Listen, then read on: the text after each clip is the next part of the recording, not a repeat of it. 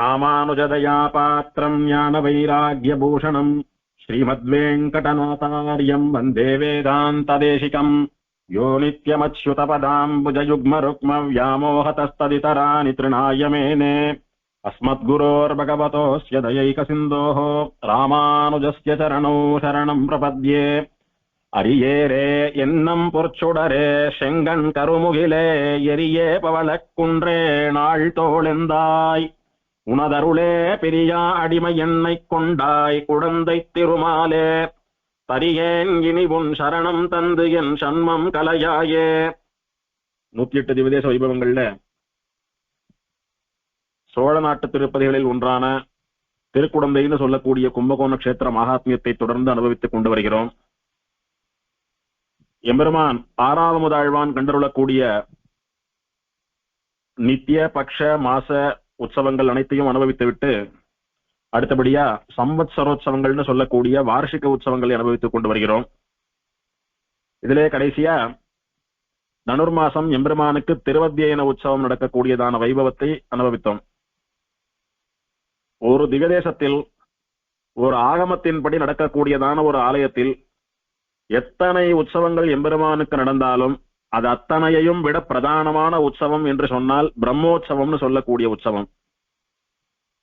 முறப்படி அங்குரார்ப்பணமாகி கொடியேறி நித்திய ஹோமங்களோட கூட பேரி தாடனத்தோட கூட நடக்கக்கூடிய உத்தமமான பிரம்மோற்சவம் பரம வைதிகமான உற்சவம்.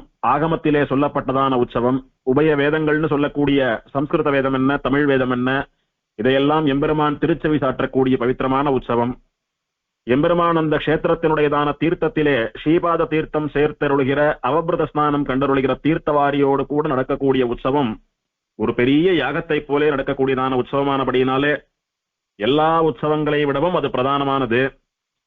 ஒரு திவ்யதேசத்தில் பிரம்மோற்சவத்திற்கு தடங்களாக ஏதாவது உற்சவங்கள் வந்தால் ரெண்டுத்துல எதை நடத்துறதுன்னு சொன்னா பிரம்மோற்சவத்தை தான் பிரதானமாக வைத்துக் கொண்டு நடத்த வேண்டும். பிரம்மோற்சவத்திற்கு குறுக்கே வருகிற எந்த பெரிய உற்சவமாக இருந்தாலும் பிரம்மோற்சவத்திற்கு தடங்கள் இல்லாதபடிக்கு பிரம்மோற்சவத்துக்கு முன்னோ பின்னோ மாற்றி வைத்துக் கொள்ள வேண்டியது ஆகம சாஸ்திரத்திலே அனுமதிக்கப்பட்ட ஒன்று. காலம் காலமாக நம்முடைய பூர்வாச்சாரியர்கள் திவ்யதேசங்களிலே பண்ணி கொண்டிருக்கிறதான வழக்கம் அது. அதனால இங்கே எம்பெருமானுக்கு 2 பிரம்மோற்சவங்கள்ல முதல்ல ஏற்பட்ட பிரம்மோற்சவம் பிரதானமான பிரம்மோற்சவம் மகர சங்கராந்தின்னு சொல்லக்கூடிய பொங்கல் பண்டிகை அன்னைக்கு திருத்தேர் நடந்தருளக்கூடிய தை பிரம்மோற்சவம். பெருமாள் அவதார தினம் அது. அன்னைக்கு பெருமாள் திருத்தேர் கண்டருளி ஆக வேண்டும். அவபிரத ஸ்நானம் பொற்றாமரையிலே தீர்த்தவாரி கண்டருளி ஆக வேண்டும்.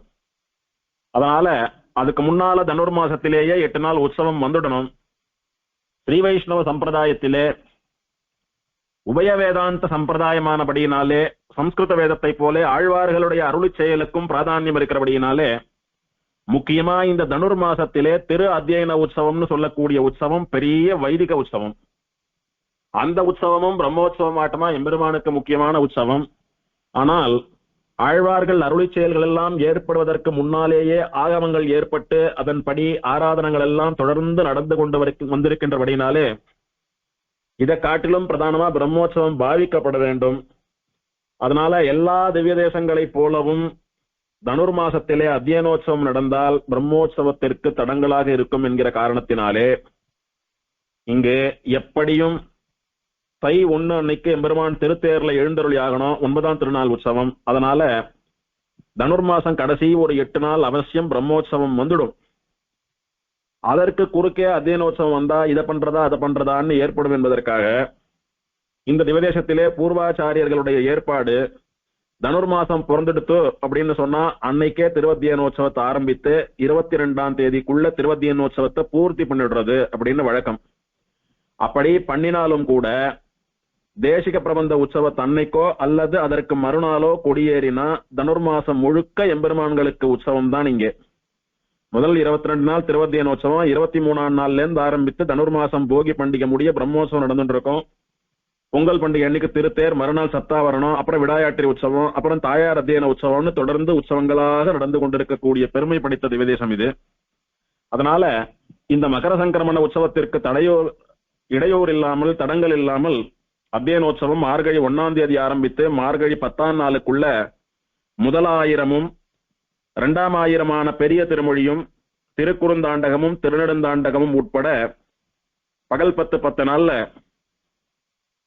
2000 பாசுரங்கள் சேவிக்கப்பட்டு பகல் 10 பூர்த்தியானது. 5ஆம் திருநாள் அன்னைக்கு திருமழிசை பிரான் வாழி கேசனே என்கிற பாசுரத்தினாலே மங்களாசாசனம் பண்ணுகிறார். கலியனும் மங்களாசாசனம் பண்ணுகிறார். பெரிய திருமொழி சாத்துமறை அன்னைக்கு கலியன் எம்பெருமான் அமுதனுடைய திருவடி தொழக்கூடிய மகோத்சவம் நடக்கிறது. 2வது 10 நாட்கள் அத்தியனோற்சவம் என்று பெயர் பெற்று பின்னாலே திருவாய்மொழி திருநாள் என்று பெயர் பெற்றதான ராப்பத்து உற்சவம்.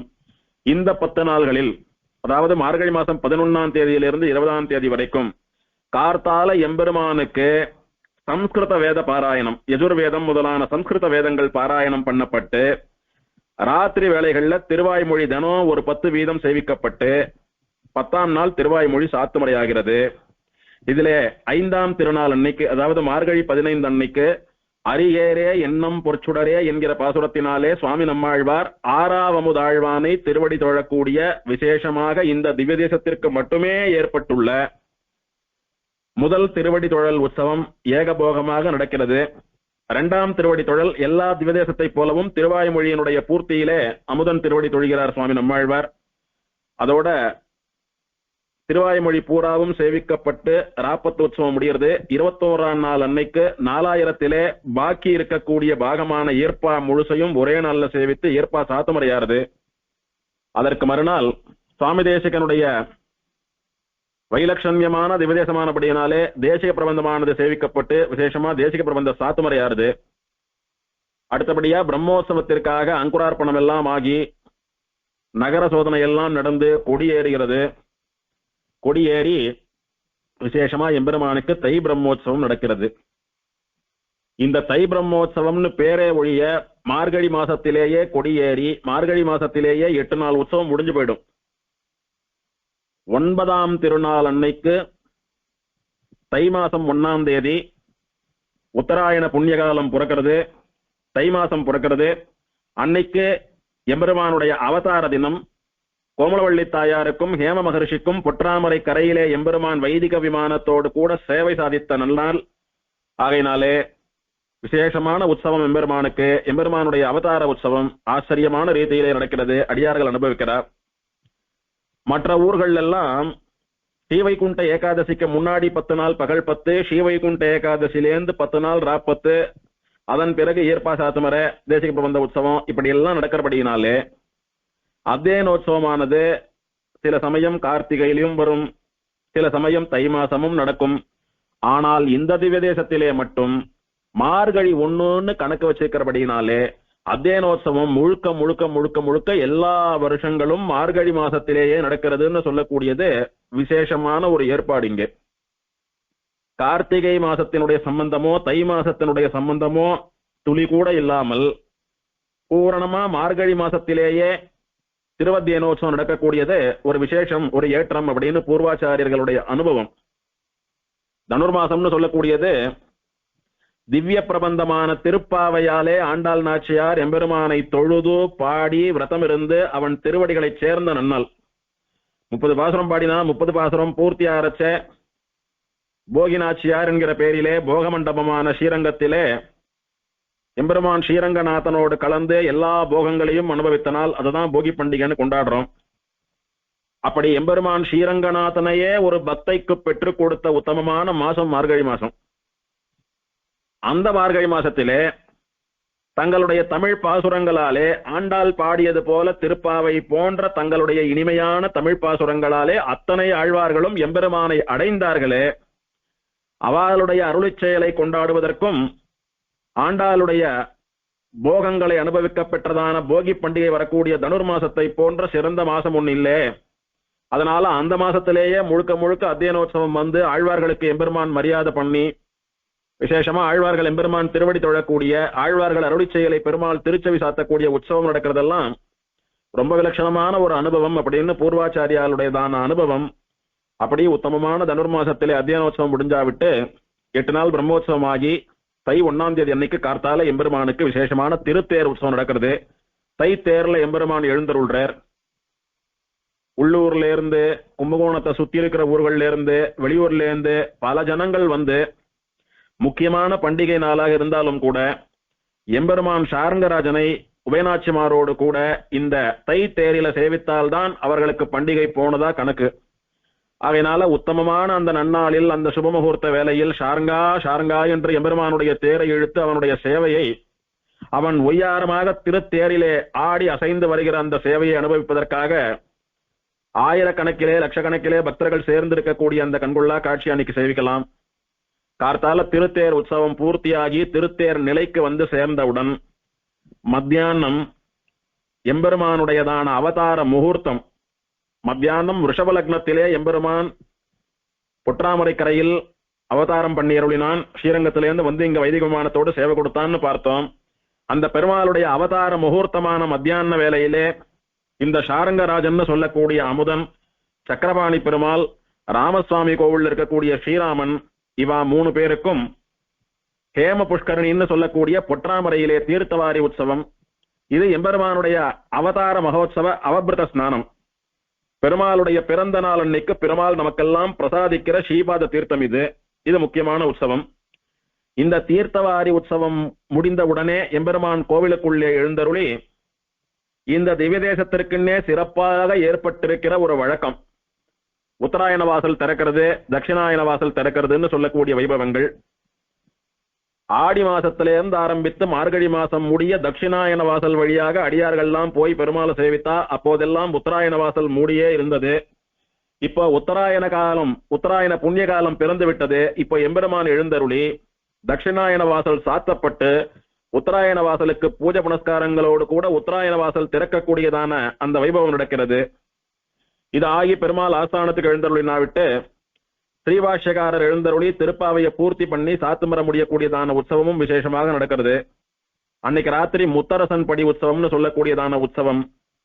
மறுநாள் 10ஆம் திருநாள் அன்னைக்கு கார்த்தால பிராயசித்த ஹோமத்தோடு கூட 81 கலசங்கள் எம்பெருமானுக்கு திருமஞ்சனம் பண்ணப்பட்டு 10 நாள் எம்பெருமான் அழுங்கி குலுங்கி போய் வந்ததான திருமேனி சிரமங்கள் எல்லாம் தீர எம்பெருமானுக்கு விசேஷமாக திருமஞ்சனம் பண்ணப்பட்டு ராத்திரி சப்தாவரணம்னு சொல்லக்கூடிய புறப்பாடு நடந்து விசேஷமா பிரம்மோற்சவமானது கொடி இறக்கத்தோடு கூட பூர்த்தியடைகிறது. சித்திர மாசம் மார்கழி மாசம்னு சொல்லக்கூடிய இந்த 2 பிரம்மோற்சவத்திலும் யானை வாகனத்தன்னைக்கு எம்பெருமான் பொற்றாமரை குளக்கரையிலே இருக்கக்கூடிய ஹேம மகரிஷியினுடைய சன்னதி வாசலில் திரும்பி நின்று கொண்டு அங்கே இருக்கக்கூடிய கோமலவள்ளி தாயாரோடு கூட மாலை மாற்றிக்கொள்கிறான். இவா 2 பேரும் பொற்றாமரையிலே தபஸ் பண்ணி கொண்டிருந்து எம்பெருமானுடைய சேவைக்காக காத்து கொண்டிருந்தவர்கள். எம்பெருமான் இவாளுக்கு தான் சேவை கொடுத்தான். அதனால பொற்றாமரை கரையிலே இன்னைக்கும் ஹேம மகரிஷிக்கும் கோமலவள்ளிக்கும் சின்ன சின்னதா சன்னதிகள் உண்டு. அந்த கோமலவள்ளி தாயாரோடைய கூட ஆண்டாளோட மாலை மாத்திக்கிறது போல எம்பெருமான் மாலை மாத்திக்க கூடியதான வைபவம் நடக்கிறது. இதோட குழியிறங்கினா மார்கழி அல்லது தை பிரம்மோற்சவம் முடிகிறது. அடுத்தபடியா விசேஷமா கனு உற்சவம்னு சொல்லக்கூடிய உற்சவம். உத்தராயண புண்ணிய காலம் பிறந்தது, உத்தராயண வாசல் திறந்தாயிடுத்து. அது பிரம்மோற்சவத்துல வருகிறபடினால எப்படியும் விசேஷமா திருமஞ்சனம் எல்லாம் ஆகிடுத்து. அதுலயே சங்கராந்தி பண்டிகை உற்சவம் முடிஞ்சு போயிடுத்து. ஒருவேளை பிரம்மோற்சவத்துல வரலன்னா சங்கராந்தி உற்சவம்னு தனியா திருமஞ்சனம் ஆஸ்தானம் எல்லாம் நடக்கும். சங்கராந்தி அன்னைக்குதான் இங்க பெருமாள் திரு அவதாரம். அன்னைக்குதான் பிரம்மோற்சவத்துல முக்கியமான நாளான தீர்த்தவாரி திருத்தேர் எல்லாம். அதனால பெருமாளுடைய அவதார உற்சவம் பெருசா சங்கராந்தி பெருசான்னு பார்த்தா பெருமாள் அவதார உற்சவம் பிரம்மோற்சவம் தான் பெருசு. சங்கராந்தி எல்லாம் அடிபட்டு போயிடும் இல்ல. அதனால சங்கராந்திக்குன்னு விசேஷமா பெருமாளுக்கு திருமஞ்சனம் ஆஸ்தானம் எல்லாம் பண்ண வேண்டிய அவசியம் இல்லை. அதை விட முக்கியமா பல மடங்கு முக்கியமானதான பெருமாளுடைய அவதார உற்சவம் நடந்தேறியது. அடுத்தபடியா சங்கராந்திக்கு மறுநாள் கனு உற்சவம். நம்முடைய ஸ்ரீ வைஷ்ணவ பெண்மணிகள் எல்லாம் கணுப்பிடி வைக்கக்கூடியதான உற்சவம். அன்னைக்கு மாலை அமுதனுடைய நாச்சியாரான கோமலவள்ளி தாயாரும் சக்கரபாணி பெருமாளுடைய தேவிகளான விஜயவள்ளி தாயாரும் ராமசுவாமியினுடைய தேவிகளான சீதா பிராட்டியும் இவா எழுந்தருளி விசேஷமா கணுப்பிடி வைக்கிறா. கணுப்பிடி வைத்தானா விட்டு விசேஷமாக பொற்றாமரையிலே தீர்த்தவாரியாரது. தீர்த்தவாரி ஆகி முடிஞ்சா விட்டு 3 தாயார்களும் உள்புறப்பாடு கண்டருள்றா. அதன் பிறகு ஆஸ்தானம் சாத்தமர திருவாராதனம் எல்லாம் ஆறுது. இப்படி பிராட்டிமார்கள் கணுப்பிடி வச்சுட்டோ பிராட்டிமார்கள் தீர்த்தவாரி ஆகி வந்து உள்புறப்பாடெல்லாம் கண்டருளி ஆஸ்தானம் சேர்ந்தா விட்டு பெருமாள் கணு அன்னைக்கு புறப்படக்கூடிய பார்வேட்ட புறப்பாடு. இந்த கணு பார்வேட்டன்னு சொல்லக்கூடியது எம்பெருமான் ஒன்னு பல்லக்கிலோ அல்லது குதிரை வாகனத்திலோ போய் வேட்டையாடக்கூடியதான உற்சவம். இந்த கணு பார்வேட்டை பல விதேசங்கள்ல நடக்கும். இந்த கணு பார்வேட்ட சமயத்துல வேற ஏதானும் உற்சவங்கள் வந்துவிட்டால் கணு பார்வேட்டை தடைப்பட்டு போயிடும். இங்க அத்தியனோற்சவத்தோட பெருமாள் சங்கராந்தி உற்சவத்தோட பெருமாளுடைய பிரம்மோற்சவம் பூர்த்தி ஆயிடுறது. அதனால கணு பார்வேட்ட உற்சவம் நிச்சயம் நடக்கிறது. இங்க எம்பெருமான் ராஜ அலங்காரத்திலே வேட்டைக்கு செல்லக்கூடியதான தோரணையிலே புறப்பாடு கண்டருளி இந்த அமுதம், சக்கரபாணி பெருமாள், ராமசுவாமி இவா 3 பேரும் ஊர்ல இருந்து ஊர் எல்லையை விட்டு கொஞ்ச தூரம் எழுந்தருளி அம்பு போட்டு விஜயதசமியை போலவே கணு பார்வேட்டையும் வெற்றிகரமாக நடத்திவிட்டு திரும்ப எழுந்தருள்றா. இந்த கணு பார்வேட்டைக்கு வாழலாம் எழுந்தருள்கிற போது விஜயதசமி பார்வேட்டையை போலவே குதிரை வாகனத்துல எழுந்தருள்றா. அதனால கணு அன்னைக்கு சாயங்காலம் ராத்திரி கும்பகோணத்துக்கு போனா இந்த 3 எம்பெருமான்களையும் குதிரை வாகனத்துல சேவிக்கக்கூடியதான பாக்கியம் கிடைக்கும். இந்த குதிரை வாகனத்துல போய் இவ கணு பார்வேட்டையை முடிச்சுட்டு கோவிலுக்கு திரும்ப எழுந்தருள்ற சமயத்திலே ராமசுவாமி சன்னதி வாசல்ல இவா 3 பேரும் ஒன்னா எழுந்தருள்கிற சமயத்திலே கலியன் வேடுபரின்னு சொல்லக்கூடிய திருமங்கையாழ்வார் வேடுபரி உற்சவம் நடத்தக்கூடியதான வைபவம் நடைபெறுகிறது இந்த விதேசத்திலே. பெரும்பாலும் கலியன் வேடுபரின்னு சொல்லக்கூடியது பிரம்மோற்சவத்துல குதிரை வாகன தன்னைக்கு நடக்கும். இந்த வேடுபரி நடந்த திவதேசமான திருநகரியிலோ பங்குனி உத்திர பிரம்மோற்சவத்தின் போது நடக்கிறது. ஆனால் இந்த திவதேசத்திலே கணு பார்வேட்டை அன்னைக்கு பெருமாள்கள்லாம் பார்வேட்டை போயிட்டு வந்தாலானா அப்போதும் குதிரை வாகனத்துல பெருமாள்கள் எழுந்தருள்கிறபடியினாலே அவர்களை வழிமறித்து சுவாமி திருமங்கையாழ்வார் அவர்களுடைய திருவாபரணங்களை எல்லாம் கொள்ளை கொள்வதாகவும் எம்பெருமான் அவருக்கு சட்டாரி சாதித்து அவரை திருத்தி பணி கொண்ட பிறகு திருமங்கை ஆழ்வாரானவர் ஞானம் வரப்பெற்றவராக வாடினேன் வாடி வருந்தினேன் மனத்தால் என்கிற பாசுரமோ ஆவியே அமுதே என நினைந்துருகின்னு சொல்லக்கூடிய பாசுரங்களை எல்லாம் பாடி நாராயண நாமத்தினுடைய மகிமையினாலே நாராயண மகா மந்திரத்தினுடைய மகிமையினாலே நான் ஆத்மஸ்வரூப ஞானம் வரப்பெற்றேன் அப்படின்னு திருந்தினவராக எம்பெருமானுடைய பரம பக்தரா எம்பெருமானுக்கு கைங்கரியம் பண்ணக்கூடிய பரம ஸ்ரீ வைஷ்ணவரா மாறி எம்பெருமானுடைய திருவடியை தொழுது எம்பெருமானிடத்திலிருந்து கவர்ந்து கொண்டு போன பொருட்களை எல்லாம் கொள்ளையடித்த பொருட்களை எல்லாம் திரும்பவும் எம்பெருமான் திருவடியிலேயே சமர்ப்பிக்க கூடியதான வைபவம் நடக்கிறது. அதை நமக்கெல்லாம் குறிப்பால் உணர்த்துவது போலத்தான் ஒரு சின்ன குதிரையில வரக்கூடிய திருமங்கை ஆழ்வார் ஒரு கள்ளரா ஒரு திருடரா எம்பெருமான் அப்படி ஒரு நோட்டம் விடுவது போல ஒரு பிரதட்சணம். எம்பெருமான் இடத்துல என்னென்னவெல்லாம் இருக்கு என்னென்னவெல்லாம் தேரும் என்னெல்லாம் எடுத்துட்டு போலாம் பெருமாள் இடத்துல அப்படின்னு பாக்குறது போல நோட்டம் விடுறது போல ஒரு பிரதட்சணம் பார்த்துட்டு தூரக்க போய் குறி வைக்கிறார். எதை எடுக்கலாம் என்ன பண்ணலாம்னு சிஷ்யாலோட கூட கலந்து பேசுறார். திரும்பவும் 2வது பெருமாள் இடத்துல வேகமா வரார். வந்து ஒரு பிரதட்சணம் பண்றாப்புல பெருமாளுடைய ஒரு கொடை எடுத்துட்டு போயிடுறார்.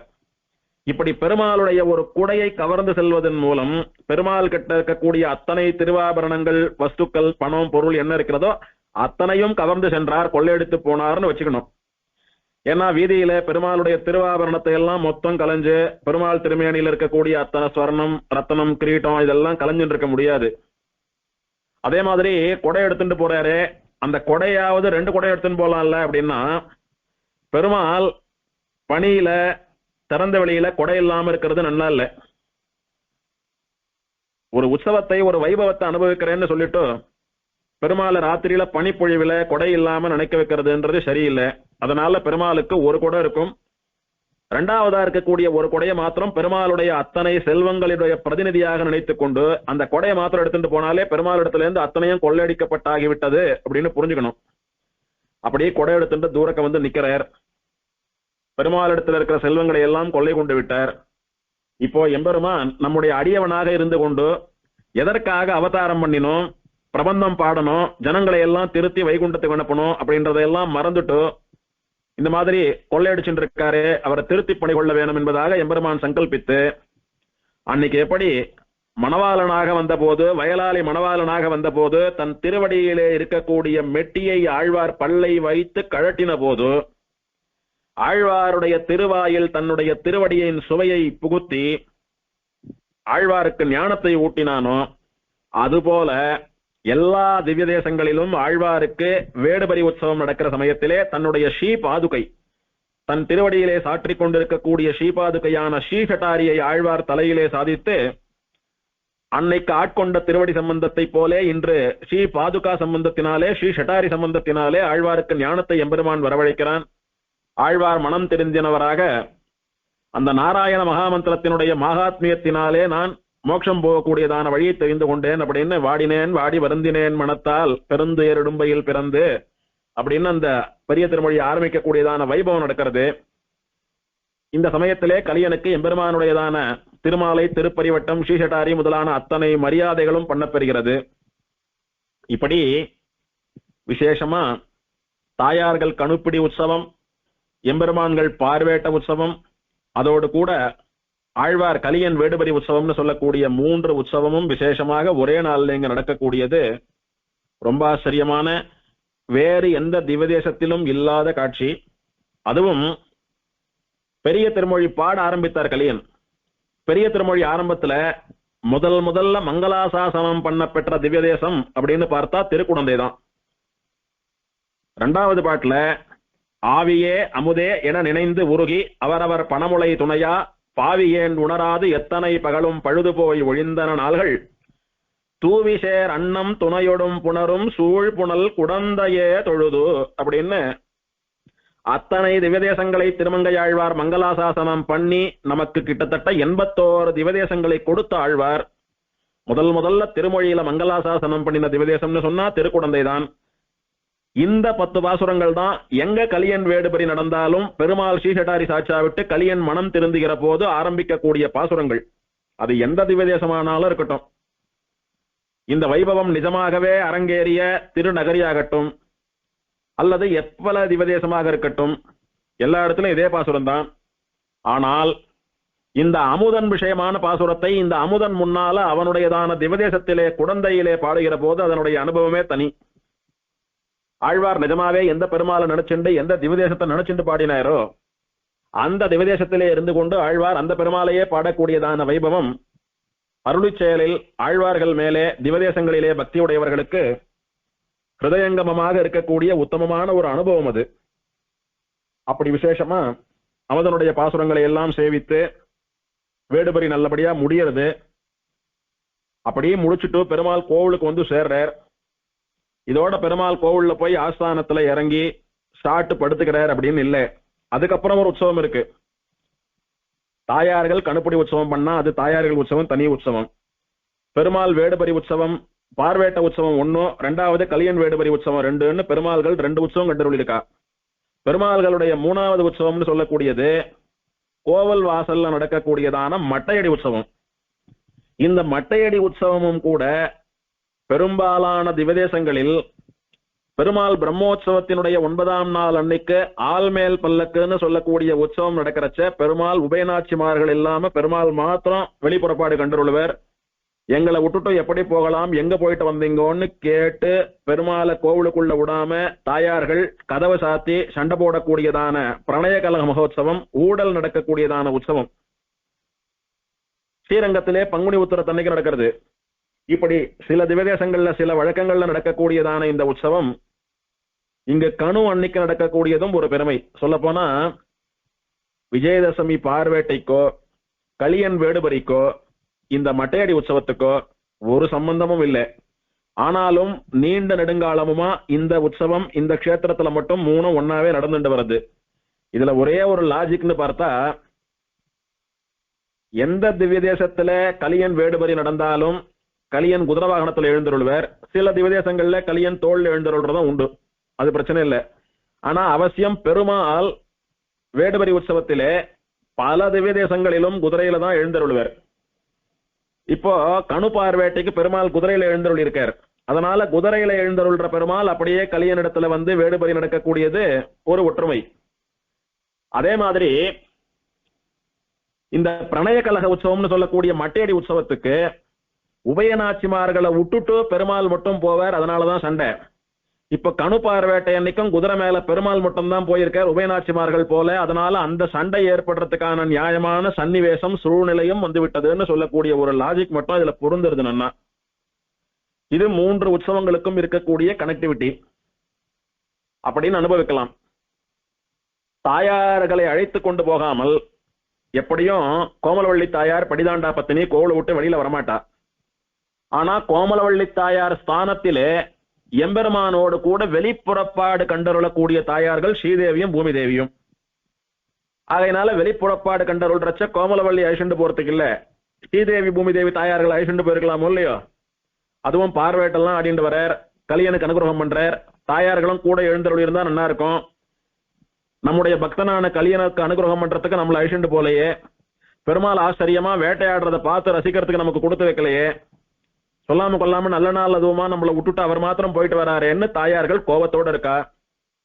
இப்போ பெருமாள் உள்ளே எழுந்தருளுகிற போது கதவுகளை சாத்தி பெருமாள் மேல புஷ்ப பந்துகளை எல்லாம் தூக்கி எறிந்து பெருமாள் உள்ள வரக்கூடாதுன்னு நாச்சிமார்கள் பெருமாளை வெளியில நிக்க வைக்கக்கூடியதான வைபவம் பிரணயகலக மகோத்சவம்னு சொல்லக்கூடிய மட்டேடி உற்சவம் நடக்கிறது.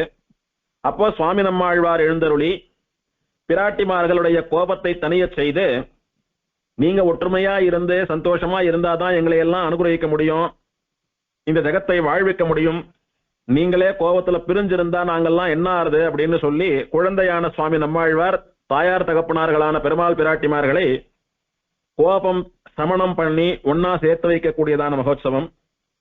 சுவாமி நம்மாழ்வார் இந்த மத்தியஸ்தம் பண்ணி 2 பேரையும் ஒண்ணு சேர்த்தா விட்டு பெருமாளும் பிராட்டிமார்களும் ஏகாசனம்னு சொல்லக்கூடிய ஒரே சிம்மாசனத்திலே எழுந்தருளி இருந்து ஒற்றுமையா சேவை சாதிப்பார்.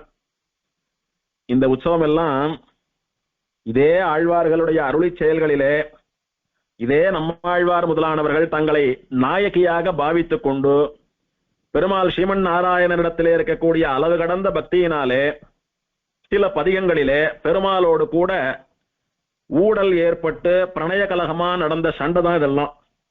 உதாரணமா மின்னிடை மடவார்னு சொல்லக்கூடியதான பதிகமோ இன்னும் சில பதிகங்களோ இதெல்லாம் பராங்குஷ நாயகிக்கும் எம்பெருமானுக்கும் பிரணய கலகம் ஊடல் ஏற்பட்டதான பதிகம். பெருமாள் வரணும் வரணும் வரணும் வரணும்னு ஏங்கின்றிருக்கா பராங்குஷ நாயகி, பெருமாள் வந்தபாடில்லை. அதனால கோபத்திலே பெருமாளோடு கூட அவள் கோபம் கொண்டு ஊடுகிறதான சமாச்சாரம் இதெல்லாம்.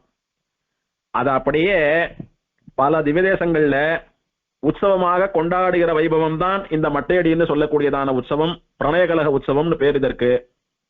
இது கணவன் மனைவிகளுக்கு இடையே இருக்கக்கூடிய பேரன்பின் காரணமாக ஏற்பட்ட ஒரு சிறிய கலகம்.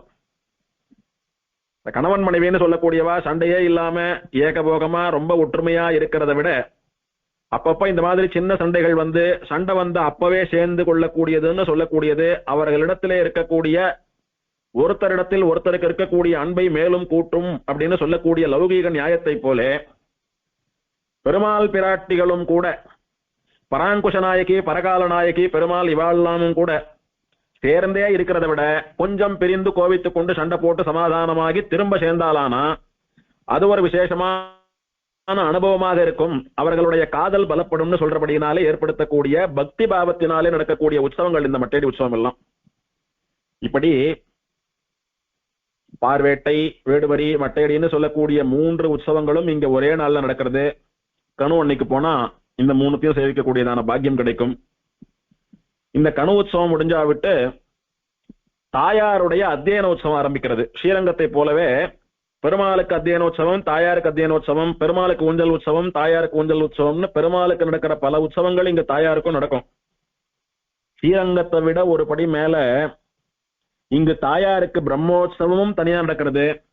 தாயாருக்கு தனி கொடிமரமும் உண்டு, கொடியேத்தி பிரம்மோற்சவம் ஆறுது. ஆனா தாயார் ஸ்ரீரங்கநாச்சியார போல உள்ளுக்குள்ளதான் புறப்பாடு, வெளியில புறப்பாடு கிடையாது. ஆனா ஸ்ரீரங்கநாச்சியார் சன்னதி உள் பிராகாரத்துக்குள்ளேதான் சுத்தி வருவோம். அவளுடைய சன்னதி வாசலை கூட தாண்ட மாட்டா.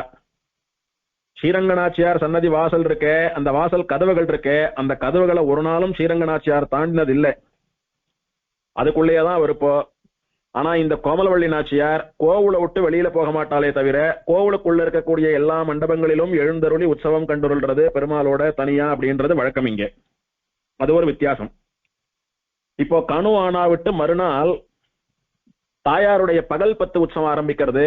5 நாள்கள் தாயாருக்கு பகல் பத்து உற்சவம். அந்த 5 நாள்ல தினம் 200 பாசுரம் வீதமா முதலாயிரமும் 2000 பூர்த்தி ஆயிடும்.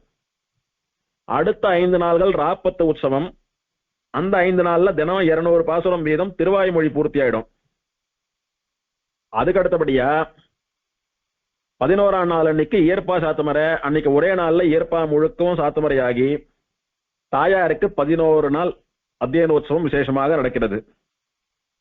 பகல் பத்துல ஒரு நாளைக்கு 400 பாசுரம், 5 நாள்ல 2000 பாசுரம் பூர்த்தியாகி, ராப்பத்துல ஒரு நாளைக்கு 200 பாசுரம் வீதம் 5 நாள்ல 1000 பாசுரம் பூர்த்தியாகி, மீதி இருக்கக்கூடிய 1000 பாசுரங்கள் 11ஆம் நாள் பூர்த்தியாகி 4000ம் தாயார் திருச்செவி சாத்தக்கூடியதான திவ்யதேசம்.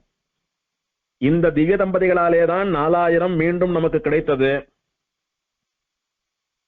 திராவிட ஸ்ருதி தர்ஷகன் அப்படின்னு இந்த எம்பெருமானுக்கு அஷ்டோத்திரத்திலே ஒரு திருநாமம்னு பார்த்தோம். தமிழ் வேதத்தை காட்டி கொடுத்த பெருமாள்.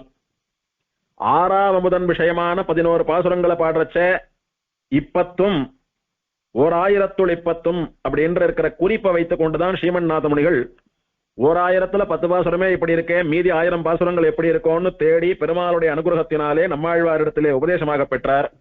அதனால 4000 திவ்ய பிரபந்தத்தை காட்டி கொடுத்த பெருமாள் இவர். 4000 திவ்ய பிரபந்தம் மீண்டும் தோன்றுவதற்கு காரணமாக இருந்த தாய் தந்தைகளான திவ்ய தம்பதிகள் இவா. அதனால பெருமாளுக்கு போலவே தாயாருக்கும் பிராதான்யமா 11 நாள் அத்தியனோற்சவம் நடக்கக்கூடியதான விசேஷமும் இங்கு உண்டு. இப்படி இதெல்லாம் முடிச்சா விட்டு தாயாருடைய அத்தியனோற்சவம் பூர்த்தியானோம். 11ஆம் நாள் அத்தியனோற்சவம் பூர்த்தியாச்சுன்னா அதுக்கு மறுநாள் தாயார் அத்தியனோற்சவம் பூர்த்தியான மறுநாள் முதல்ல கோவில்லையும் சரி, திருக்குடந்தையில் இருக்கிற ஸ்ரீ வைஷ்ணவர்கள் திருமாளிகைகளிலும் சரி, அன்னையிலிருந்து திருப்பல்லாண்டு தொடக்கம். பொதுவா திருப்பல்லாண்டு தொடக்கம்னு சொல்லக்கூடியது கூரத்தாழ்வான் திருநட்சத்திரத்திற்குத்தான் அப்படின்னு சொல்றோமே. ஆனா சில திவ்யதேசங்கள்ல இது வேறுபடுவது உண்டு. உதாரணமா காஞ்சிபுரத்துல தேவப்பெருமாள் அத்தியனோற்சவம் முடிஞ்சு ஏற்பா சாத்துமரையாகி மறுநாள் தேசிக பிரபந்த உற்சவத்தன்னைக்கு விசேஷமா அனுஷ்டான குல உற்சவம் சாலக்கிணத்து உற்சவம் போயிட்டு வந்துட்டாரானா பெருமாள், அதற்கு மறுநாளே திருப்பல்லாண்டு தொடங்கிடும். திருவள்ளூர் வைத்திய வீரராகவனுக்கோ விசேஷமா இயற்பா சாத்துமரை ஆயிடுத்துன்னா அதுக்கு மறுநாளே திருப்பல்லாண்டு தொடங்கிடும் தனுர் மாசத்திலேயே. ஏன்னா தை பிரம்மோற்சவத்துக்கு பெருமாளுக்கு 4000 பாசுரமும் சேவிக்கணும். அந்த மாதிரி பல இடங்கள்ல திருப்பல்லாண்டு தொடக்கம்னு சொல்லக்கூடியது அந்த ஊர் உற்சவத்தை பொறுத்து ஏதோ ஒரு பிரதானமான காரணத்தை கருதி ஒரு நாள்ல நிர்மாணம் பண்ணி நடக்கிறதுன்றது வழக்கத்துல உண்டு. வேர்ல்டு வைடு எல்லா இடங்கள்லயும் ஒரே சமயத்துல தை அஷ்டத்துக்கு தான் அப்படின்றது கிடையாது. இந்த அமுதனுக்கு தாயார் அத்தியனோற்சவம் பூர்த்தியான மறுநாள் திருப்பல்லாண்டு தொடக்கம். கோவில்ல மட்டும் இல்ல, ஸ்ரீ வைஷ்ணவ திருமாளிகைகளிலும் அப்படி வழக்கம்னு சொல்றா அந்த ஊர் பெரியவா. அதன் பிறகு தை அமாவாசை உற்சவம்னு சொல்லக்கூடிய முக்கியமான உற்சவம். தை அமாவாசை அன்னைக்கு கார்த்தால பெருமாளும் தாயாரும் ஒரே மண்டபத்தில் சேர்த்தியில் எழுந்தருள்றார். கார்த்தாலேருந்து சாயங்காலம் வரைக்கும் பெருமாளும் தாயாரும் பிரியாம சேர்த்தி சேவை சாதிக்கிறார். திருவாராதனமாகி விசேஷமா சாத்துமரை எல்லாம் ஆகி ஆஸ்தானமாகி சாயங்காலம் இந்த அமுதன் மற்ற பெருமாள்களான சக்கரபாணி பெருமாள், ராமசுவாமி இவாளோட சேர்ந்து பொற்றாமரை புஷ்கரணிய ஒரு பிரதட்சிணமா புறப்பாடு கண்டருள்றார். புறப்பாடு கண்டருளி அவ சன்னதிக்கு போனா விட்டு அமுதன் அவர் சன்னதிக்கு வந்து தாயாரோடு சேர்ந்த திரும்பவும் ஆஸ்தானம் கண்டருள்றார். திரும்பவும் சேர்த்தி ஆட்டமா ஆஸ்தானம் கண்டருள்றார். தை அமாவாசை சமயத்துல அர்த்தோதய மகோதய புண்ணிய காலங்கள் வந்தால் இந்த சேர்த்தி 3 பெருமாள்கள் பொற்றாமரை புறப்பாடு இது ரெண்டும் இல்லாமல் காவிரியில தீர்த்தவாரியும் உண்டு. இப்படி தை அமாவாசை முடிகிறது. அடுத்தபடியா ரதசப்தமின்னு சொல்லக்கூடியதான உற்சவம். ரதசப்தமியில் சாரங்கபாணி பெருமாள், சக்கரபாணி பெருமாள், ராமசுவாமி பெருமாள் இவா 3 பேரும் பெரிய சூரிய பிரபையிலே வீதி புறப்பாடு கண்டருள்கிறதான உற்சவம். அடுத்தபடியா தெப்போற்சவம். மாசி மகம்னு சொல்லக்கூடியது மாசி பௌர்ணமி அன்னைக்கு வரும். அந்த மாசி மகத்துக்கு 5 நாள் முன்னாடியே ஆரம்பிக்கக்கூடியதான உற்சவம். 5ஆம் திருநாள் மாசி மகம் வரணும். அப்படியா ஒரு 5 நாள்கள் தெப்போற்சவம் பெருமாளுக்கு. முதல் நாள் மிருத்சங்கிரகணமாகி 2ஆம் நாள்ல இருந்து 5ஆம் நாள் வரைக்கும் காலை வேளையில் எம்பெருமான் தெப்போற்சவ மண்டபத்திற்கு வீதி வலமா புறப்பாடு கண்டருள்வது. ராத்திரி சன்னதிக்கு வந்து சேர்றது. மாசி மகத்தன்னைக்கு எம்பெருமானுக்கு விசேஷமாக தெப்போற்சவ பூர்த்தி. காலை மாலை 2 காலங்களிலும் பொற்றாமரையில் விசேஷமாக எம்பெருமானுக்கு புறப்பாடு. ராத்திரியில எம்பெருமானுக்கு தெப்போற்சவம். ராத்திரி தெப்போற்சவம் கண்டருளி பெருமாள் சன்னதிக்கு எழுந்தருள்றார். மாசி மகத்தன்னைக்கு விசேஷமா எம்பெருமானுக்கு பொற்றாமரையிலே தீர்த்தவாரி நடைபெறுகிறது. தையமாவாசை அன்னைக்கு பொற்றாமரையில தீர்த்தவாரி, அதே மாதிரி மாசி மகத்தன்னைக்கு பொற்றாமரையிலே தீர்த்தவாரி.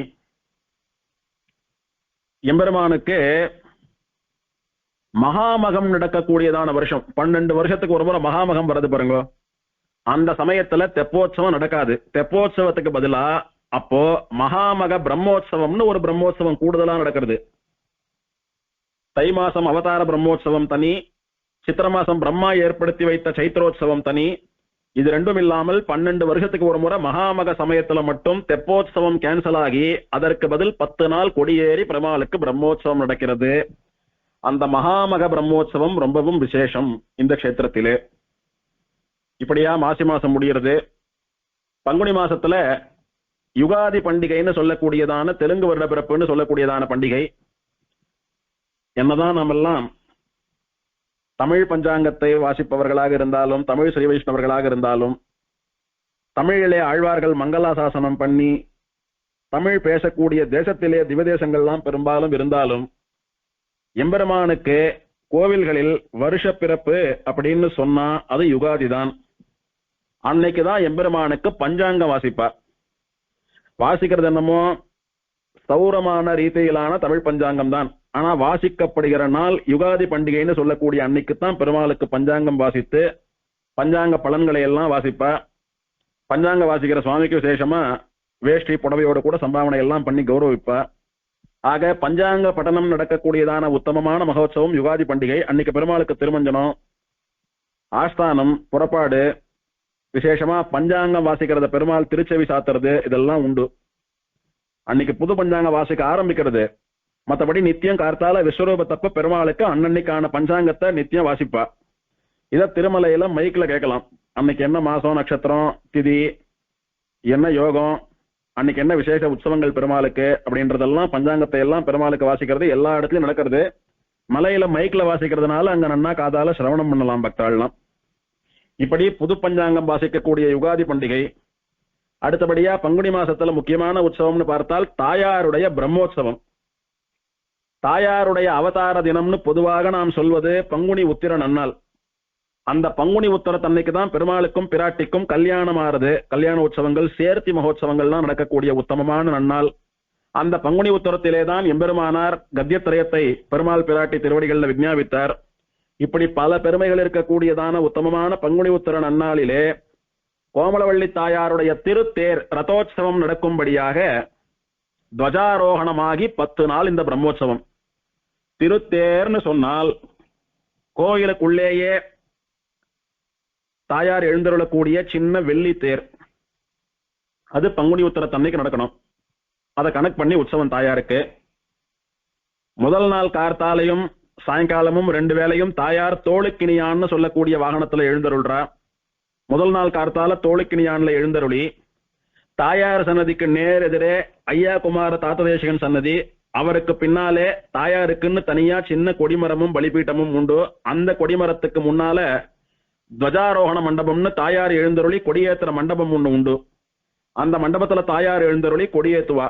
ஏத்திட்டோ எப்படி வந்தாலோ அந்த தோளுக்கிணியானோடைய கூட உள்பிராகாரம் புறப்பாடு வந்து முதல் நாள் உற்சவம் பூர்த்தியாகும். முதல் வேலை உற்சவம். சாயங்காலமும் அன்னைக்கு அதே உற்சவம் தான். 2ஆம் நாள், 3ஆம் நாள், 4ஆம் நாள், 5ஆம் நாள், 6ஆம் நாள், 8ஆம் நாள், இத்தனை நாள்களும் கார்த்தால தாயாருக்கு ஒரே வாகனம், வெள்ளி பல்லக்கு வாகனம். வெள்ளி பல்லக்குல தான் சேவை சாதிக்கிற தாயார் புறப்பாடு கண்டருள்றா. ராத்திரியில கண்ணாடியில கமல வாகனம், தாமரை வாகனம், கண்ணாடியில பண்ணப்பட்ட வாகனம், வெள்ளி சேஷ வாகனம், கருட வாகனம், ஹம்ச வாகனம், யான வாகனம், யாழி வாகனம், சிம்ம வாகனம், வெள்ளி திருத்தேர், இப்படின்னு வாகன உற்சவங்கள் எல்லாம் ராத்திரியில நடக்கிறது தாயாருக்கு. கார்த்தால பல்லக்கு உற்சவம், ராத்திரியில வாகன உற்சவம். 7ஆம் நாள் அன்னைக்கு தாயாருக்கு விசேஷமா யான வாகனம். தாயாருக்கு யான வாகனம், யானை கொடியெல்லாம் ரொம்ப விசேஷம். எம்பெருமானுக்கு கருட வாகனம் பிரதானம். எம்பெருமானுடைய கொடி கருட கொடின்னு சொல்றது போல தாயாருடைய கொடி கஜத்வஜம்னு சொல்லக்கூடிய யானை கொடி. தாயாருடைய துவஜஸ்தம்பத்துல யானை தான் இருக்கும். தாயாருக்கு கொடியை திறச்ச அந்த கொடியில யானையினுடைய சித்திரம் தான் வரைஞ்சிருப்பா. தாயாருக்கு பிரதானமான வாகனம் கஜவாகனம் தான். அதனால தாயார் யான வாகனத்துல எழுந்தருள்றது ரொம்ப விசேஷம். திருச்சானூர்ல கூட தாயாருக்கு விசேஷமா கஜவாகனத்தன்னைக்கு தான் மலையிலிருந்து பெருமாளுடைய லட்சுமி ஹார மாலையெல்லாம் வரும். கஜவாகனத்துக்கு அடுத்தபடிதான் கருட வாகனமே தாயாருக்கு. அதனால தாயாருக்கு யான வாகனம் விசேஷம். 7ஆம் நாள் அன்னைக்கு விசேஷமா யான வாகனம். பங்குனி உத்தரத்தன்னைக்கு விசேஷமா கார்த்தால தாயார் வெள்ளி திருத்தேர்ல புறப்பாடாகி உள்புறப்பாடாகி அன்னைக்கு தீர்த்தவாரியோட அந்த உற்சவம் முடிகிறது. பங்குனி உத்தரத்தன்னைக்கு சாயங்காலம் திருப்பள்ளி அறை என்று சொல்லக்கூடிய சயன அறையிலே, கண்ணாடி அறையிலே கோமலவள்ளி தாயாரும் ஆறாவமுத பெருமாளும் ஒன்றாக எழுந்தருள்கிற சேர்த்தி சேவை. எல்லா திவதேசங்களிலும் பங்குனி உத்தரத்தன்னைக்கு ராத்திரி ஆரம்பித்து மறுநாள் சாயங்காலம் வரைக்கும் நமக்கெல்லாம் பெருமாள் பிராட்டிகள் ஏகாசனத்திலே ஏக அறையிலே சேவை சாதிக்கக்கூடிய உத்தமமான திருப்பள்ளி அறை சேவைன்னு சொல்லக்கூடிய சேர்த்தி சேவை பிராப்தமானது. கார்த்தால தாயாருடைய திருத்தேர் தீர்த்தவாரி எல்லாம் சேவிச்சுட்டோ ராத்திரி பெருமாள் தாயார சேர்த்தியில சேவிக்கிறதான பாக்கியம் கிடைக்கிறது. அதே மாதிரி ராத்திரியில தாயாரோட ஸ்ரீசட்டாரியோட பொற்றாமரை பிரதட்சணமாறுது. மறுநாள் சப்தாவரணம்னு சொல்லக்கூடிய உற்சவ பூர்த்தி தினம். அன்னைக்கு பெருமாளும் தாயாரும் சேர்ந்து புறப்பாடு கண்டருளி கொடி இறங்குறது. இப்படி தாயாருடைய பிரம்மோற்சவம் பூர்த்தியாருது. அடுத்தபடியா பெருமாள் பிராட்டிக்கு திருக்கல்யாண உற்சவம். பங்குனி உத்தரத்துக்கு மறுநாள் பங்குனி ஹஸ்தம். அன்னைக்குதான் சப்தாவரணமாகி தாயாருடைய கொடி இறங்குறது, பிரம்மோற்சவ பூர்த்தி. அதுக்கு மறுநாள் என்ன? பங்குனி சித்திரை, பங்குனி மாசம் சித்ரா நட்சத்திரம். அன்னைக்கு சாயங்காலம் கோமலவள்ளி தாயாரும் ஆறாவமுதாழ்வானும் மாலை மாத்திண்டு வைதிகமா விவாக சம்பந்தமான உற்சவங்கள் எல்லாம் நடந்து விசேஷமான கல்யாண உற்சவமாகி பெருமாளும் பிராட்டியும் திருக்கல்யாண கோலத்திலே கை கோத்து கொண்டு ஏகாசனத்திலே சேவை சாதிக்கக்கூடியதான உற்சவ காட்சி. இது தாயார் பெருமாளுடைய திருக்கல்யாண உற்சவம்.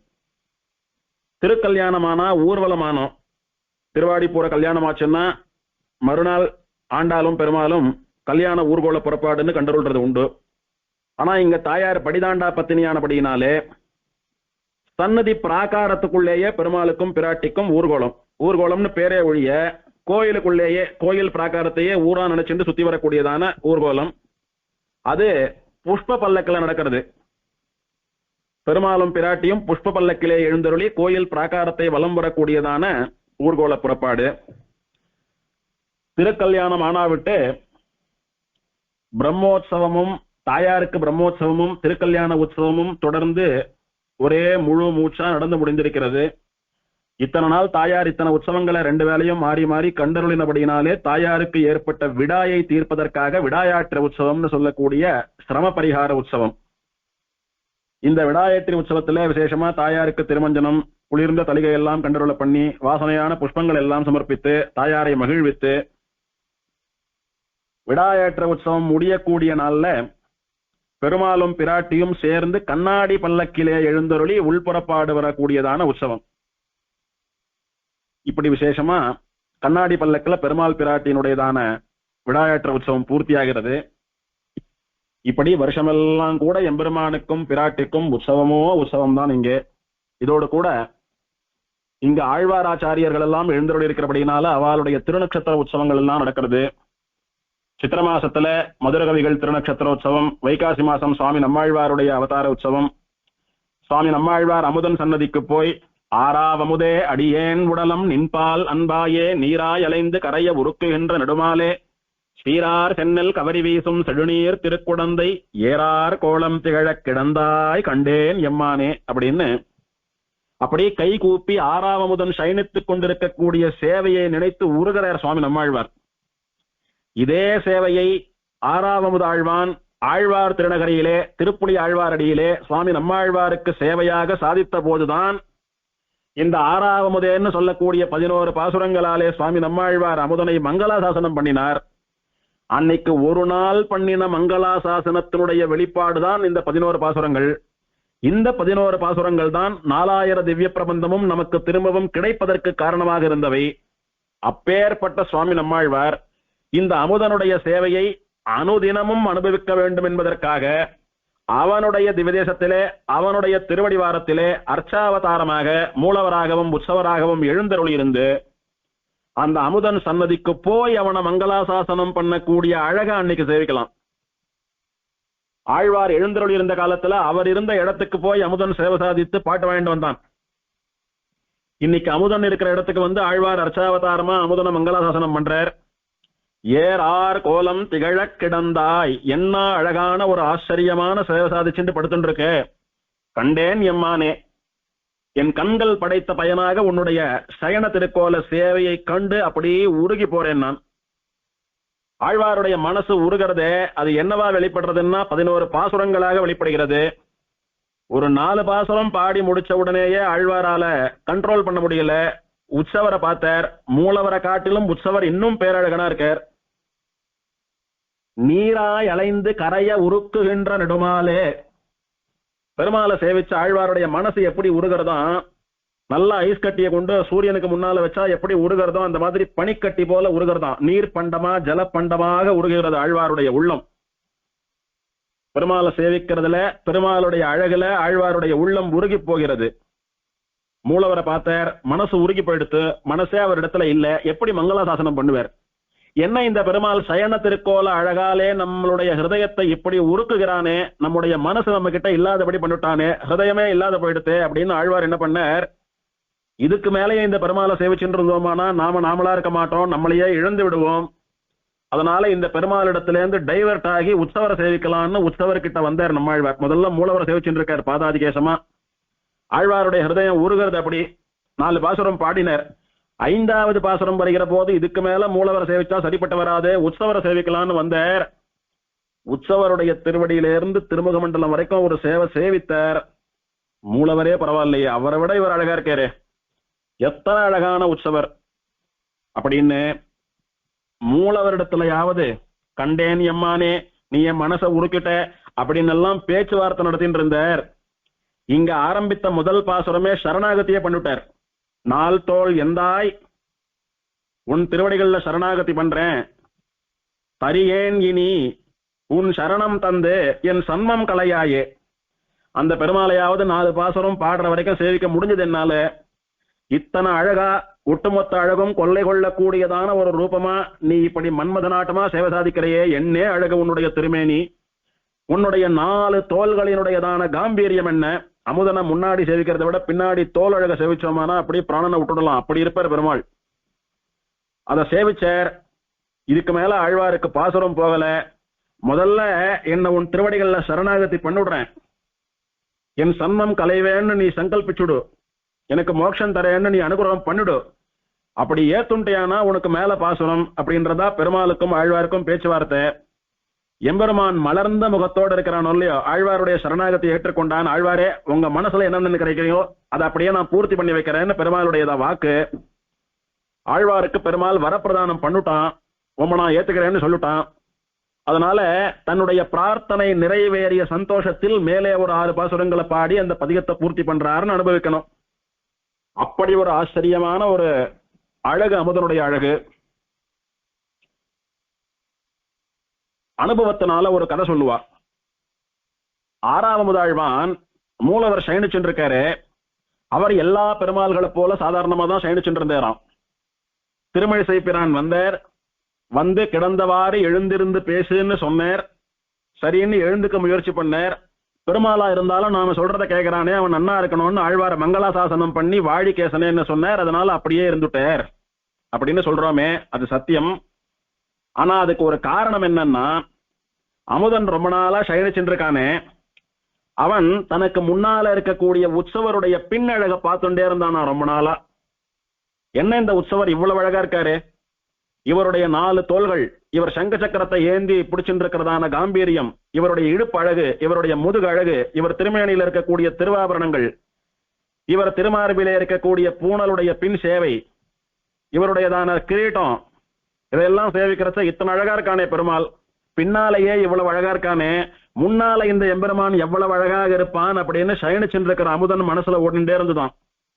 ஆனா அர்ச்சாவதாரம் ஒண்ணும், அர்ச்சாவதாரமானது அர்ச்சக பராதீனோ ஹரிஹி அப்படின்னு ஆராதனம் பண்ற அர்ச்சகருக்கு உட்பட்டு அவருக்கு கட்டுப்பட்டு பக்தனுக்கு கட்டுப்பட்டு தானே இருக்கணும். அதுதானே விதி. அர்ச்சாவதாரம் தானா எழுந்து நடமாடுறதோ பேசுறதோ எல்லாம் பண்ணக்கூடாதோன்னும். அது அர்ச்சா விக்கிரகத்திற்கு அழகல்ல. ஆனா பின்னாடியே பார்த்துட்டு இருந்ததுனால பின்னாடியே இவ்வளவு அழகா இருக்கானே, எப்ப முன்னாடி பார்க்க போறோம், முன்னாடி பார்த்தா எத்தனை அழகா இருப்பான்லாம் நினைச்சுட்டு இருந்தான் நான் படுத்துட்டு இருக்கிற பெருமாள். திருமழிசை பிரான் வந்து எழுந்திருந்து பேசு அப்படின்னு சொன்ன உடனே எழுந்துண்டான் ஒன்னும். அப்ப பெருமாள் நினைச்சுண்டானா மனசுல, இதுதான் சாக்கு. அர்ச்சாவதாரம் எழுந்துக்க கூடாது, நடமாடக்கூடாது, பேசக்கூடாது, ஒண்ணும் பண்ணக்கூடாது. பக்தர்களுக்காக இதெல்லாம் பண்ணலாம், தானா எதுவும் பண்ணக்கூடாது. பரம பக்தரான திருமழிசை பிரான் வந்து படுத்துட்டு இருக்கியே எழுந்துருன்னு சொன்னார்.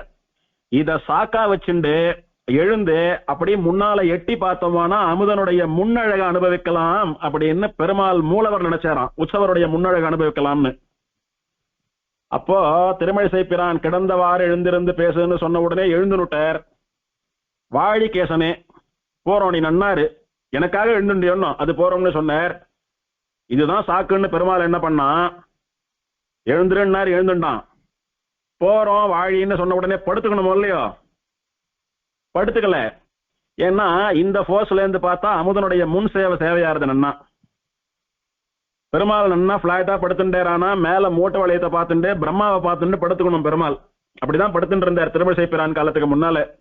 திருமழிசை பிரான் வந்து மங்களாசாசனம் பண்ணி அந்த பாசுரத்தை பாடினா விட்டு இவன் 6வது ஆழ்வானா அவர் திருமழிசை பிரானாக மாறின பிறகு பெருமாள் அப்படியே தலையை ஒருக்களிச்சா மாதிரி எழுந்துண்டு படுத்துட்டு இருக்கிறவன் எழுந்துக்கிறதுக்கு முயற்சி பண்றதான திருக்கோலம் உத்தான சயனம். உத்தான அப்படின்னா எழுந்துண்ட சயனம், உத்தியோக சயனம் அப்படின்னா ஒரு காரியத்தை ஒரு செயலை பண்ணுவதற்காக படுத்துக் கொண்டிருப்பவர்கள் எழுந்துவதற்கு முயற்சிக்கிறதான கோலம். அந்த மாதிரியான கோலத்திலே பெருமாள் தலையை தூக்கி அப்படியே பார்த்தானே, உடம்ப சாட்சி ஒரு பக்கமா. அப்போ ரொம்ப நாளா இவன் அனுபவிச்சுட்டு இருந்த உற்சவருடைய பின்னிலும் முன் அழகியதான சேவை பெருமாளுக்கு கிடைக்கிறது. நாமெல்லாம் என்ன சொல்றோம், முன்னிலும் பின்னழகிய பெருமாள்னு சொல்றோம். ஆனா பெருமாள் ரொம்ப காலமா உற்சவருடைய பின் சேவையை சேவிச்சுன்றதுனால முன் சேவையை பார்க்கணும்னு ஆசை வந்துடுத்து. அதனால அவருக்கு அதுல வந்து அபேட்சை. இப்போ அமுதன் முன்னாடி பார்த்தா இவர் ஆசைப்பட்ட மாதிரி, இவர் கற்பனை பண்ணி பார்த்த மாதிரி பின்னழகை விட முன்னழகு ரொம்ப நன்னா இருக்கு, அதை பூரணமா சேவிச்சார். அந்த முன்னழக பார்க்கிற பெருமாளுக்கு பின்னழக பார்க்கணும்னு மனசு வரல, அதனால அப்படியே படுத்துட்டார் அப்படின்னு அனுபவத்தினாலே பக்தர்கள் ஒரு கதை சொல்றது உண்டு. இப்படி விசேஷமா மூலவரும் உற்சவரும் போட்டி போட்டுக் கொண்டு தங்களுடைய அழகு வெள்ளத்தினாலே அடியவர்களை எல்லாம் மூச்சு திணறும்படியாக தங்களுடைய அனுபவத்தை கொடுக்கக்கூடிய உத்தமமான திவதேசம் இது.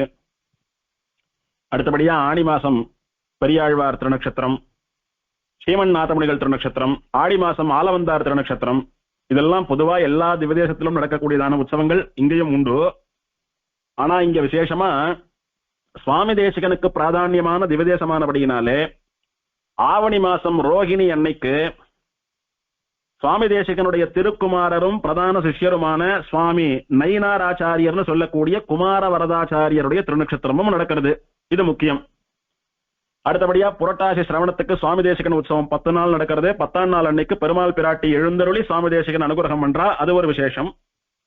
ஐப்பசி மாசத்துல சேன முதலியார் உற்சவம், பொய்கை ஆழ்வார், பூதத்தாழ்வார், பேயாழ்வார் உற்சவம், அதோடு கூட அப்புள்ளாருடைய உற்சவம். சுவாமி தேசிகனுடைய ஆச்சாரியரான மாதுளரான அப்புள்ளாருடைய உற்சவம். அப்புள்ளாருடைய திருநக்ஷத்திரம் சம்பிரதாயத்துல 2 விதமா சொல்லப்படுறது. ஒன்னு ஐப்பசி சிரவணம்னு சொல்றா, இன்னொன்னும் சித்திர திருவாதிரைன்னு சொல்றா. ஆனா இன்னைக்கு பெரும்பாலும் சம்பிரதாயத்துல சித்திர திருவாதிரையை தான் அப்புள்ளார் திருநக்ஷத்திரமா கொண்டாடிட்டு இருக்கோம். ஆனா இந்த திவதேசத்திலே ஐப்பசி மாசத்திலே அப்புள்ளார் திருநக்ஷத்திரம் அப்படின்னு பூர்வாச்சாரியர்கள் எழுதி வச்சிருக்கா. ஆகையினால அப்புள்ளார் திருநக்ஷத்திரம். கார்த்திகை மாசம் திருமங்கை ஆழ்வார், திருப்பான ஆழ்வார் திருநக்ஷத்திரம். மார்கழி மாசத்துல தொண்டரடிப்பொடி ஆழ்வார் திருநக்ஷத்திரம். தை மாசம் திருமழிசை பிரான் திருநக்ஷத்திரம், கூரத்தாழ்வான் திருநக்ஷத்திரம். மாசி மாசம் குலசேகர பெருமாள் திருநக்ஷத்திரம்.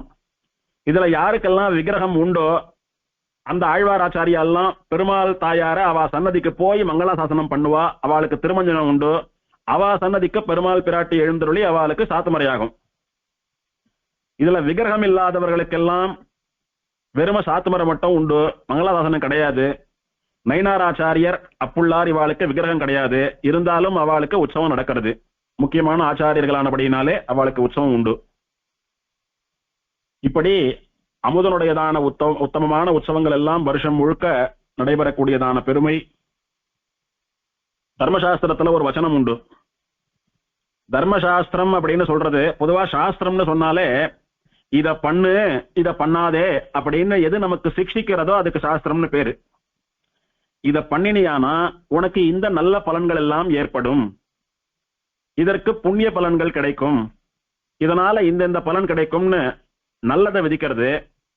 இதெல்லாம் பண்ணிடாதே, இதெல்லாம் பண்ணியானா உனக்கு துர்பலன்கள் ஏற்படும், பாவத்தை சம்பாதிப்ப, நரகாதிகளுக்கு போவ, உன்னுடைய வாழ்க்கை சீரழிந்து போயிடும், அதனால இதெல்லாம் தப்பு காரியங்கள் பாவ காரியங்கள் இதெல்லாம் பண்ணாதே அப்படின்னு நமக்கு உபதேசம் பண்ணக்கூடியது எதுவோ அதுக்கு சாஸ்திரம்னு பேரு. இந்த சாஸ்திரமானது 1000 தாய் தந்தையர்களை காட்டிலும் நம்மிடத்திலே கருணையோடு இருக்கக்கூடியதுன்னு சொல்லுவா. நம்ம அப்பா அம்மாவே சின்ன வயசுல இருந்து நமக்கு எத்தனை சொல்லியிருப்பா, இத பண்ணாதே, இது பாவம், இத பண்ணு ரொம்ப நல்லது, பெருமாள் நன்னா வச்சுட்டு இருப்பார் ஒன்ன அப்படின்னு எத்தனை சொல்லியிருக்கா. அந்த மாதிரி 1000 தாய் தந்தையர்கள் சேர்ந்தா எத்தனை கருணை நம்ம மேல ஏற்படுமோ அத்தனை கருணையும் சாஸ்திரத்துக்கு நம்ம மேல உண்டு. சாஸ்திரம் தான் கைவிளக்கு. கண் தெரியாத காட்டுல விட்டது போல இந்த சரீரத்துக்குள்ள நாம் இருந்துட்டு இருக்கோமே இந்த சம்சாரத்துல, நமக்கு எது நல்லது எது கெட்டதுன்னு தீர்மானம் பண்ணக்கூடிய கைவிளக்கு சாஸ்திரம்னு சொல்லக்கூடிய டார்ச் எடுத்துட்டு அப்படியே பார்த்தோமானாதான் நமக்கு நல்லது கெட்டதெல்லாம் தெரியறது. எதெல்லாம் கெட்டதோ அதெல்லாம் நம்மள நரக்கத்துல பாவத்துல தள்ளக்கூடியது அதெல்லாம் ஒதுக்கிட்டோ, எதெல்லாம் நமக்கு நல்ல பலன்களை புண்ணிய பலன்களை எம்பெருமானுடைய திருவடியை கொடுக்குமோ அதையெல்லாம் அனுஷ்டித்து நல்லவர்களாக தர்மம் தெரிந்தவர்களாக நம்மை ஆக்குவது சாஸ்திரம். எதுக்கு சொன்னேன் அடியேன் இதுன்னா, தர்மசாஸ்திரம்னு சொல்லக்கூடியதுதான் நாம எப்படி வாழணும் வாழக்கூடாது, எதை எதை எப்படி எப்படி பண்ணணும் அப்படின்னு எல்லாம் நமக்கு விதிக்கக்கூடியதான ஒரு புஸ்தகம். அந்த தர்மசாஸ்திரத்தை 100க்கு 100 நாம கடைபிடிக்க வேணும். கடைபிடித்தால் நமக்கு க்ஷேமம். ஆனால் இந்த கராலமான கலியில அத்தனை முடியுமா அப்படின்னு சொன்னா, சுவாமி கலியுகத்துல என்னைக்கும் தர்மசாஸ்திரத்தை பூரணமாக அனுஷ்டிக்க முடியாது. பூரணமா அனுஷ்டிக்க முடியாத ஒண்ணுத்த பத்தி ஏன் தெரிஞ்சுக்கணும், எதுக்கு அந்த பக்கம் போகணும் அப்படின்னு இருக்கிறது மகா பாபம். தர்மசாஸ்திரத்தை முறைப்படி தெரிஞ்சுக்கணும், நல்லது கெட்டதை முறைப்படி கேட்டு தெரிஞ்சுக்கணும். தெரிஞ்சுண்டு எத்தனை நம்மளால கடைபிடிக்க முடியறதோ அத்தனை கடைபிடிக்கணும். முற்றிலும் பாவம் செய்யாமல் இருக்க வேணும். முற்றிலும் புண்ணிய காரியங்களையும் தர்ம காரியங்களையும் பண்ணுவதற்கு முயற்சிக்க வேணும். 60% தான் முடியறது, பரவாயில்ல. சுவாமி எனக்கு 80% முடியறது, பரவாயில்ல. எனக்கு 40% தான் முடியறது, பரவாயில்ல. ஒன்னும் பிரச்சனை இல்லை. யாருக்கு எத்தனை முடியறதோ அத்தனை பண்ணா போறோம். முடிந்த வரைக்கும் பண்ணிட்டு முடியாத பட்சத்திலே அதுக்கு ஒரு தண்டனை சிக்ஷை எல்லாம் இல்லாம பெருமாள் நம்மளை அனுகிரகிக்கிறார். அகங்காரத்தினாலும் சோம்பேறித்தனத்தினாலும் நாஸ்திகவாதத்தினாலும் இதெல்லாம் இந்த காலத்துல யாரானும் நம்புவாளா? இதெல்லாம் போய் யார் பண்ணிண்டு, அதெல்லாம் ஒரு காலத்துல பண்ண அப்படின்னு எல்லாம் நாஸ்திகவாதம் பேசிட்டு சுத்தின்னு இருந்தால் அந்த சாஸ்திர தேவதைகளினுடைய தர்ம தேவதையினுடைய எம்பெருமானுடையதான சாபத்துக்கு நாம் ஆளாவோம். எல்லாத்துக்கும் மேல இந்த சாஸ்திரங்களை எல்லாம் நாம் அனுஷ்டிக்கிறோமோ இல்லையோ, எத்தனை அனுஷ்டிக்க முடியறதோ இல்லையோ அது அப்புறம். தர்மசாஸ்திரங்களை தெரிந்து கொள்ள வேண்டியது அவசியம் ஒருத்தருக்கும். ஏன்னா நாமெல்லாம் மனுஷா, ஜடங்கள் கிடையாது, ஜந்துக்கள் கிடையாது. பெருமாள் நமக்கு விசேஷமா பகுத்தறிவை கொடுத்திருக்கார்.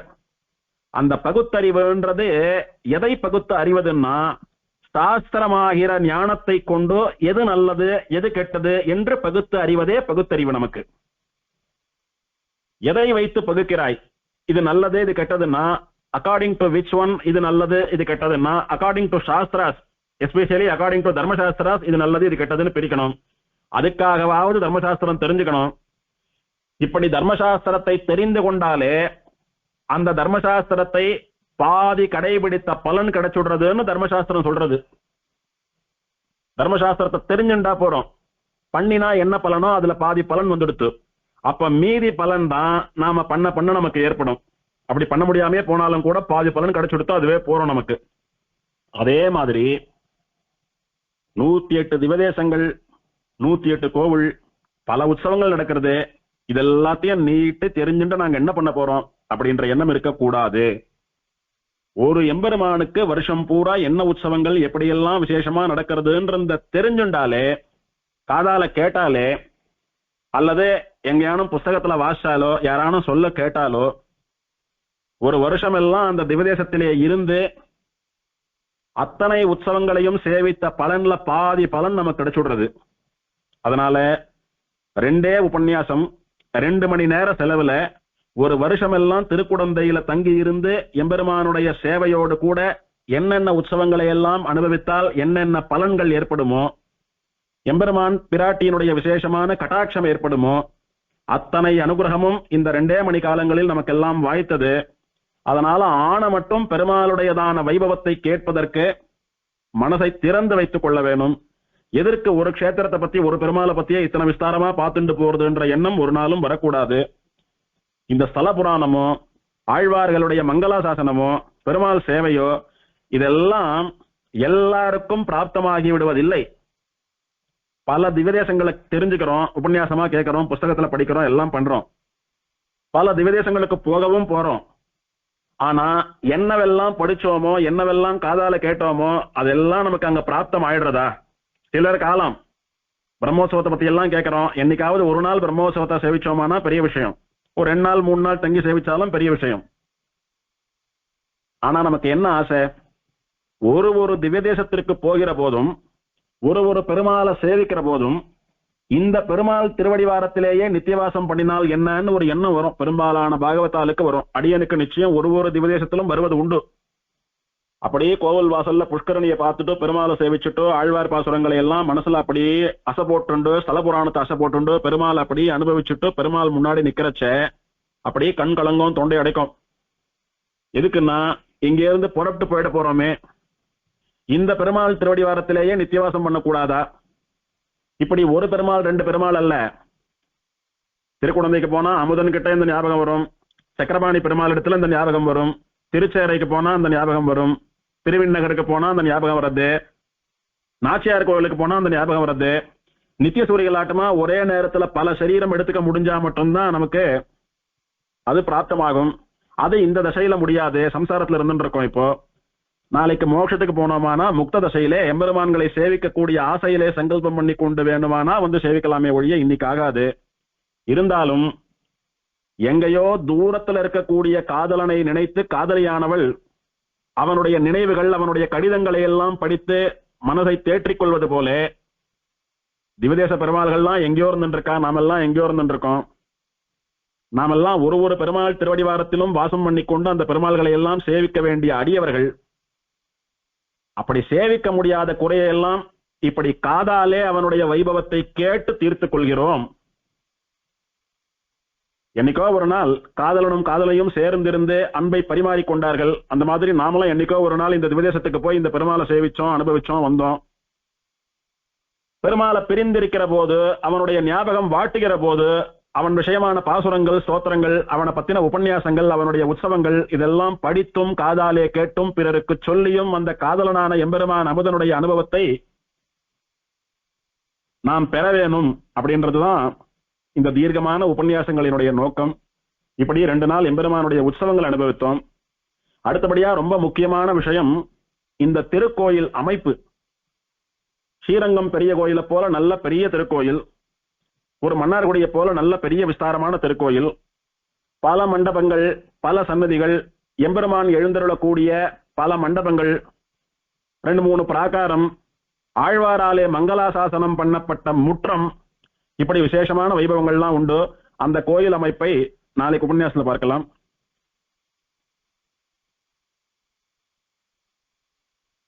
வந்தாய் என் மனத்தே வந்து நீ புகுந்த பின்னை எந்தாய் போயறியாய் இதுவே அமையாதோ கொந்தார் பைம்பொழில் சூழ் குடந்தை கிடந்து வந்தமைந்தா உன்னை என்றும் மரபாமை பெற்றேனே. ஸ்ரீமதே கோமளவள்ளி நாயிகா சமேத ஸ்ரீ அபர்யாப்தாமிருத பரபிரம்மணே நமः. ஆழ்வார் எம்பெருமானார் சீரார்த்தூப்புள் திருவேங்கடமுடையான் திருவடிகளே சரணம்.